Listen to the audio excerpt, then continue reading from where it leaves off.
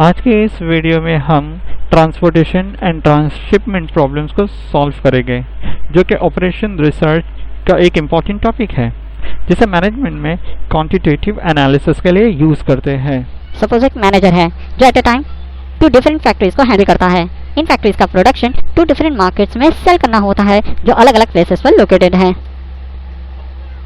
इस मैनेजर का काम है कि किस फैक्ट्री का गुड्स कौन से मार्केट में सप्लाई करना ज्यादा बेहतर है, जिससे ट्रांसपोर्टेशन कॉस्ट मिनिमम हो सके। The main objective is to minimise the cost.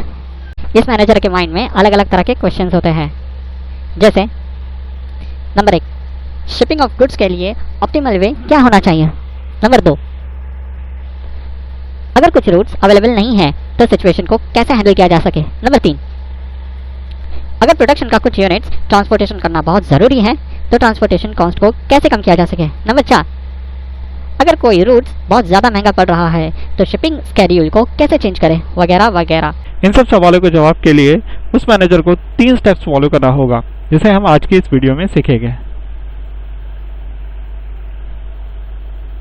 Step number 1, obtain an initial basic feasible solution, जिसके 3 मेथड है। First, north west corner rule. Second, Vogel's approximation method, and the third one is least cost method, जिसमें Vogel's approximation सबसे best method है। Step 2, check whether the solution is optimal or not. इसके 2 method है। First, stepping stone method, and second one is modified distribution method, जिसमें stepping stone method आपके syllabus में नहीं है। हम जो भी प्रॉब्लम करेंगे वो मॉडिफाइड डिस्ट्रीब्यूशन मेथड से ही करेंगे। अगर ऑप्टिमल सॉल्यूशन मिलता है तो दैट्स योर आंसर, और अगर नहीं मिलता है तो हमें स्टेप नंबर 2 को रिपीट करना होगा, जो कि हमारा स्टेप नंबर 3 है। तो चलो एक बेसिक प्रॉब्लम हम सॉल्व करते हैं। इस प्रॉब्लम के एंड में मैं तुम्हें एक एल्गोरिथम सिखाऊंगा, जिससे इस चैप्टर का पूरा कॉन्सेप्ट क्लियर हो जाएगा। इस क्वेश्चन में 3 मैन्युफैक्चरिंग प्लांट्स हैं, A, B एंड C, जिसके डेली आउटपुट्स हैं 500, 300 एंड 200 यूनिट्स। इन प्लांट्स के 4 अलग अलग जगहों पर वेयर हाउसेज हैं, P, Q, R and S, जिसकी डेली रिक्वायरमेंट्स है 180, 150, 350 एंड 320 यूनिट्स। एक यूनिट का शिपिंग चार्ज टेबल में दिया हुआ है। इन फर्म्स को अपना आउटपुट डिफरेंट वेयर हाउसेज तक पहुंचाना है, जिसमें कम से कम ट्रांसपोर्टेशन कॉस्ट लगना चाहिए। तो चलिए इस प्रॉब्लम का सॉल्यूशन देखते हैं। सबसे पहले हम सप्लाई डिमांड टेबल बना लेंगे और ये चेक करेंगे कि सप्लाई और डिमांड इक्वल है या नहीं। अगर इक्वल है तो प्रॉब्लम इज बैलेंस्ड, और अगर नहीं तो वो हम एल्गोरिथम में सीखेंगे, जो मैं इस प्रॉब्लम की एंड में आपको सिखाऊंगा। यहाँ पर सप्लाई और डिमांड दोनों भी 1000 यूनिट्स हैं, मतलब प्रॉब्लम इज बैलेंस्ड। अब हम स्टेप 1 पे जाएंगे, जिसमें हमें इनिशियल बेसिक फिजिबल सॉल्यूशन को फाइंड आउट करना होगा। मैंने यहाँ पर सबसे बेस्ट मेथड यूज किया है, वैम मेथड। हमें टेबल को दोबारा ड्रॉ करना होगा, जिसमें हम आइटरेशन का यूज करेंगे।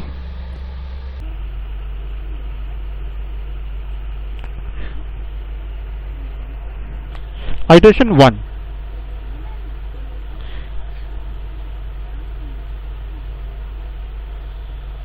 इस कॉलम और रो में हम कॉस्ट डिफरेंस लिखेंगे, जो हम लीस्ट कॉस्ट सेल से मिलेगा, और सिंपल लैंग्वेज में कहूं तो 2 सबसे छोटे नंबर्स का डिफरेंस। जैसे रो ए में 2 सबसे छोटे नंबर्स हैं 10 और 12। 12 यहाँ पे 2 बार रिपीट हुआ है, जिसे हमें कोई प्रॉब्लम नहीं।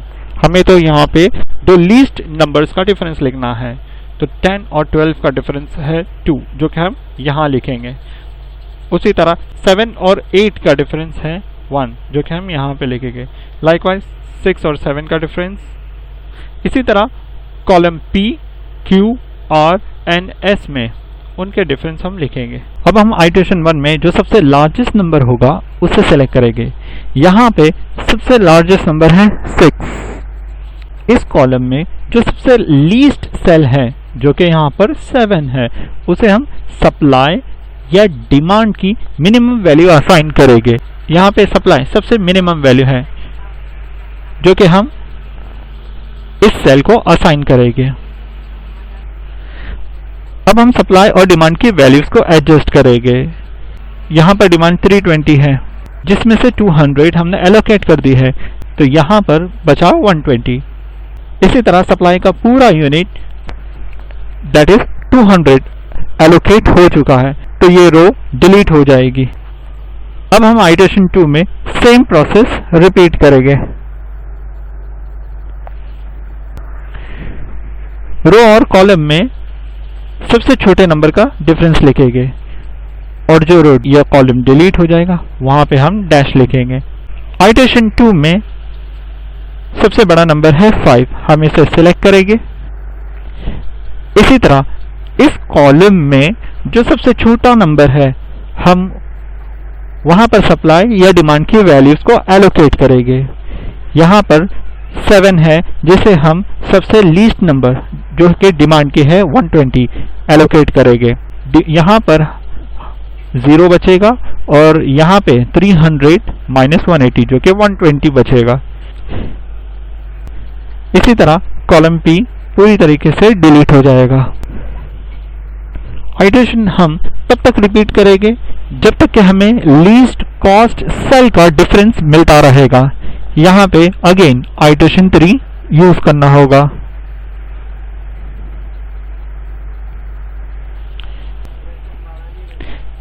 यहां पर 10 और 12 का डिफरेंस है 2, 11 और 8 का डिफरेंस है 3 और ये रो डिलीट हो चुके हैं, तो यहां पर डैश आएगा।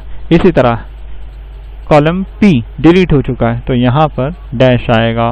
कॉलम Q में डिफरेंस होता है 1, कॉलम R में डिफरेंस होता है 4 और कॉलम S में डिफरेंस होता है 1। अब इन सब में सबसे बड़ा है 4, तो इस कॉलम में सबसे छोटा नंबर है 8। और यहाँ पे इंपॉर्टेंट चीज ये है कि जरूरी नहीं कि तुम्हें जो नंबर मिल रहा है वो इसी रो में मिलेगा, तुम्हें कॉलम में भी मिल सकता है। यहाँ पे हमें सारे रो में मिले हैं, तो यहाँ पे 8 सबसे छोटा नंबर है जिसे हम 120 असाइन करना होगा।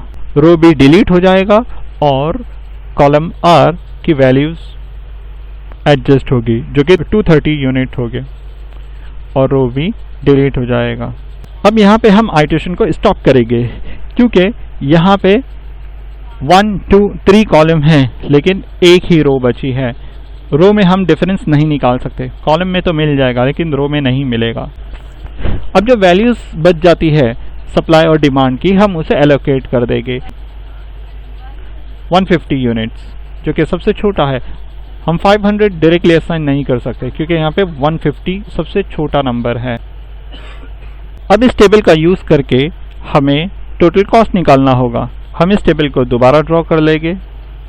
Total cost equals to 10 into 150 plus 12 into 230 plus 13 into 120 plus 7 into 180 plus 8 into 120 and lastly plus 7 into 200 equals to 9440। अब हम स्टेप नंबर 2 पे जाएंगे जिसमें हमें प्रॉब्लम की ऑप्टिमैलिटी को चेक करना होगा। लेकिन स्टेप नंबर 2 में जाने से पहले हमें प्रॉब्लम की डीजेनरेसी को चेक करना होगा। Checking for degeneracy, number of occupied cell, यहां पर टोटल 6 सेल्स ऑक्यूपाई हो चुके हैं, 1, 2, 3, 4, 5 एंड 6। M है नंबर ऑफ रोज और N है नंबर ऑफ कॉलम्स -1। यहां पे 3 रो है A, B, C और 4 कॉलम है 1, 2, 3, 4 -1 जो कि 6 होता है। Solution is non-degenerate क्योंकि number of occupied cells equals to m plus n minus 1। Number of occupied cells कभी भी m plus n minus 1 से greater नहीं हो सकते। अगर number of occupied cells m plus n minus 1 से छोटे है तो solution degenerate होगा, जिसे हम next problem में सीखेंगे। तो चलिए हम स्टेप 2 पे चलते हैं। Testing for optimality by MODI method. यहाँ पे हमें दोबारा टेबल को ड्रॉ करना होगा विथ नंबर ऑफ एलोकेशंस। अब हम यहाँ पे दो वेरिएबल कंसिडर करेंगे, एक होता है UI और एक होगा VJ। UI हमें सप्लाई के बाजू वाले कॉलम में बनाना होगा और VJ हमें डिमांड के नीचे एक रो क्रिएट करनी होगी। अब हमें यहाँ पे इस फॉर्मूले का यूज करना होगा, del ij is equals to UI plus VJ minus CIJ। CIJ कुछ नहीं, तुम्हारी सेल्स की वैल्यूज होती है, जैसे 12, 7, 6, 10, 11, 16। जिस रो और कॉलम में नंबर ऑफ एलोकेशंस ज्यादा होगे, बेटर वहीं से 0 असाइन करना होगा। जैसे कॉलम P में एक ही एलोकेशन है, कॉलम Q में एक ही एलोकेशन है, कॉलम R में 2 एलोकेशन है, लेकिन रो A में 3 एलोकेशन है, इसीलिए मैंने यहाँ पे 0 लिखा है। अगर मैं यहाँ पे भी 0 लिखूं तो कोई प्रॉब्लम नहीं, लेकिन ये इजी वे है। जो भी एलोकेटेड सेल्स है उसी की वैल्यूज को हम नीचे लिख सकते हैं। ये 12 हम नहीं लिख सकते, ये 10 लिख सकते हैं, 12 लिख सकते हैं, 30, लेकिन ये 11 नहीं लिख सकते क्योंकि यहाँ पे कोई एलोकेशन नहीं है। तो चलिए हम सबसे पहले इस 10 को नीचे लिखेंगे।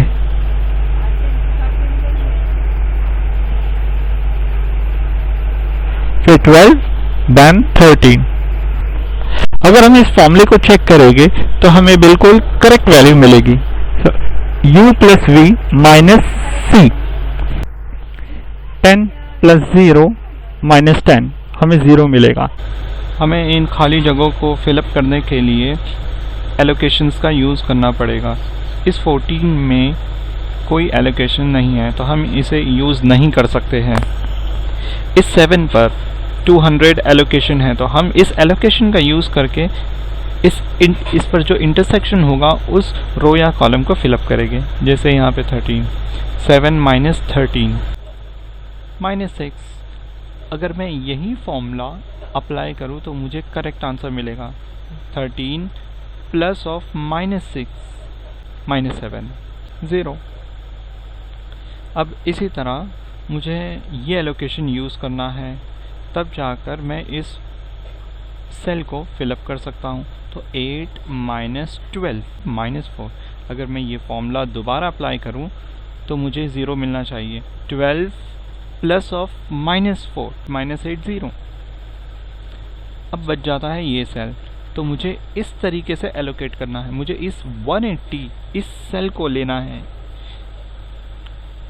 Same thing 7 minus of minus 4 11। अब हमें अनऑक्यूपाइड सेल्स को एलोकेट करना होगा। अब वो किस तरह करेंगे, चलिए देखते हैं। 11 प्लस 0 11 माइनस 12 तो हमें माइनस 1 बचेगा। सिमिलरली यहाँ पे देखिए 11 और इस सेल पर है माइनस 6, तो 11 प्लस माइनस 6 जो कि होगा 11 माइनस 6। हमें इन दोनों को प्लस करना है। मैं बेसिकली यही फॉर्मूला यूज़ कर रहा हूँ। 11 प्लस ऑफ माइनस 6 तो मैं इसका एडिशन ही कर रहा हूँ, लेकिन क्योंकि ये माइनस होने की वजह से यहाँ पे माइनस ही होगा। तो 11 plus of minus 6 is 5। 5 minus 6 is minus 1। Once again इस 11 का 10 प्लस दिस 1 जो कि हमें मिलेगा 6। 6 माइनस 11 जो कि हमें मिलेगा minus 5। Once again this 1 10 plus of this number 10 minus 6 4। 4 minus 16 जो कि हमें मिलेगा minus 12। And once again this one जो कि हमें मिलेगा माइनस 5 और यहाँ पे हमें मिलेगा माइनस 5। अब हम यहाँ पर टोटल कॉस्ट निकालेंगे। हमें जो कॉस्ट निकालना होगा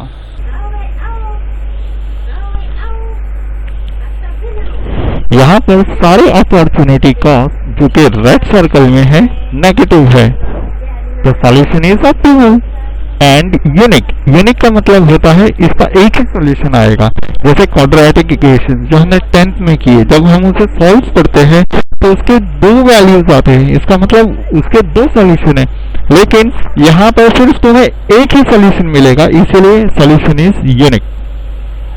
सपोज तुम्हें सारे नेगेटिव मिलते हैं और उसमें से एक या फिर सम और जीरो, लेकिन कोई पॉजिटिव नहीं होना चाहिए, तो सॉल्यूशन तभी भी ऑप्टिमल रहेगा लेकिन नॉट यूनिक। इसी तरह अगर at least one positive opportunity cost तुम्हें मिलता है तो सॉल्यूशन इज नॉट ऑप्टिमल और इसके मैनी सॉल्यूशंस निकलेंगे। और अगर सॉल्यूशन ऑप्टिमल नहीं है तो तुम्हें स्टेप 2 को दोबारा रिपीट करना पड़ेगा, जो कि तुम्हारा स्टेप 3 है। यहां पर सारे अपॉर्चुनिटी कॉस्ट नेगेटिव है, तो हमारा आंसर हम यहीं पे स्टॉप करेंगे क्योंकि हमें ऑप्टिमल सॉल्यूशन मिल चुका।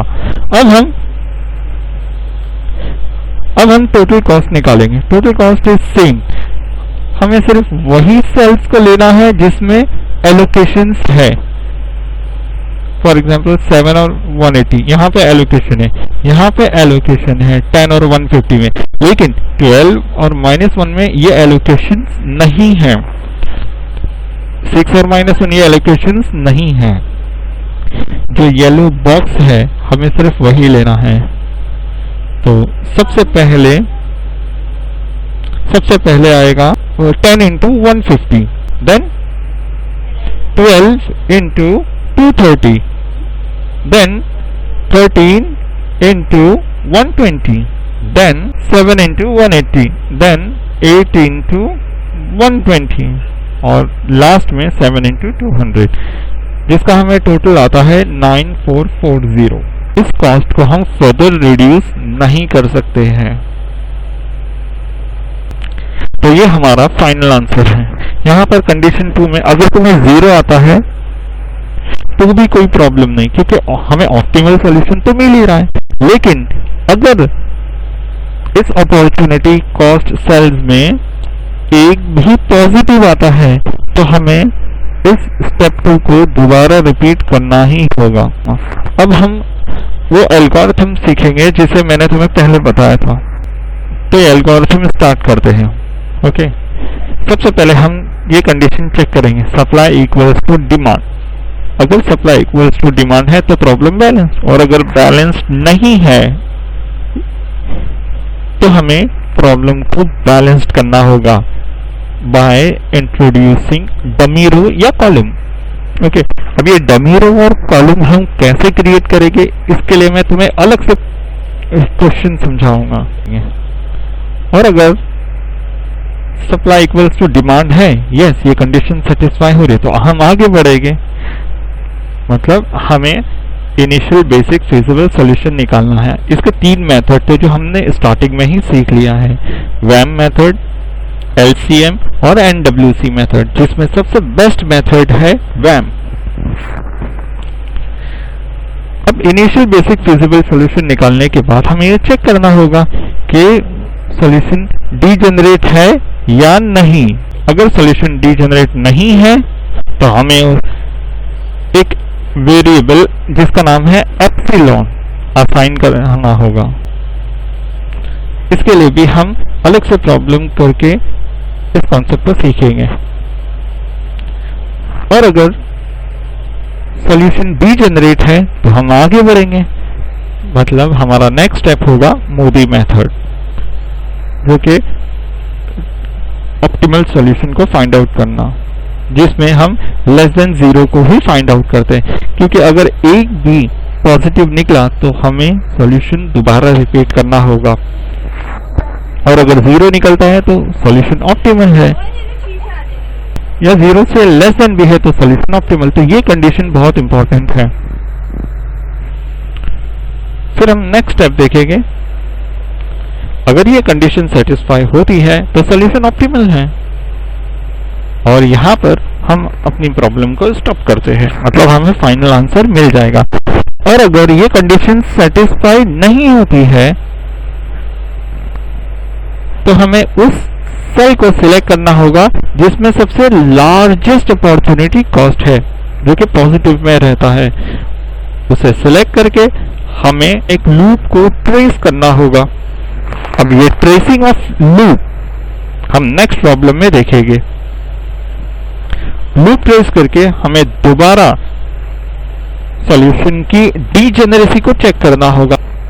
ये स्टेप हमें तब तक रिपीट करना होगा जब तक के सॉल्यूशन ऑप्टिमल ना मिले, मतलब डेल आई जे की वैल्यू लेस देन 0 नहीं मिल जाती या इक्वल टू 0 नहीं मिल जाती, तब तक के हमें ये प्रोसेस करना होगा।